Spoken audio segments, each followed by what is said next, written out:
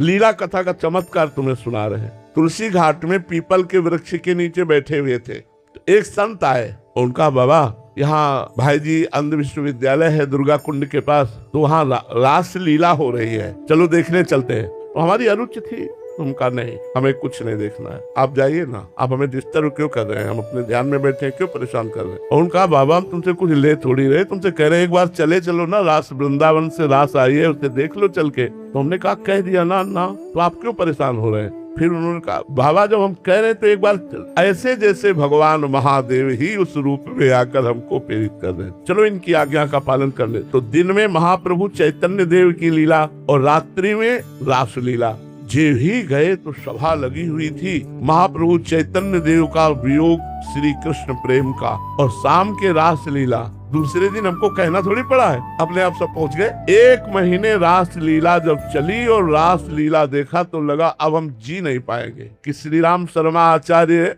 उस समय स्वस्थ थे, तो खड़े होकर वही आचार्य पदवी पर ठाकुर जी को पद आदि के द्वारा लीला प्रकाशित करने के लिए प्रेरित करते थे। हमने सोचा अब लीला के बिना हम जी नहीं सकते, तो इनके चरण पकड़ लो, कह दे अपनी मंडली के साथ रख लो, तो भीख मांग कर खाएंगे भिक्षा, और रात दिन इनकी सेवा में रहेंगे, रास लीला देखने को मिलेगी। ऐसा हमारे दिमाग में आया, तो हम रो पड़े। हम कहा महाराज जी हम रास लीला के बिना जी नहीं सकते, अब आप अपने पास रख लीजिए, मैं रोज रास लीला देखा करूंगा और मांग के खाऊंगा, आपसे कुछ नहीं लूंगा। वो मानो सदगुरु के वचन निकल रहे थे उस समय। उन्होंने कहा बाबा मेरी बात मान ले, एक बार तू वृंदावन आ जा, तुझे बिहारी जी कभी नहीं छोड़ेंगे। ये श्री राम शर्मा जी के वचन नहीं थे, ये साक्षात भगवान के वचन थे। अब बस लगन लग गई वृंदावन जाना। अच्छा पैसा रखते नहीं थे, कैसे वृंदावन पहुंचे, पैदल चलना तो रास्ता पता होना चाहिए। तो एक संत मिल गए जुगल किशोर जी, तो उनसे हमने कहा, वो थोड़ा दंडवत प्रणाम और कुछ प्रसाद दे दिया करते।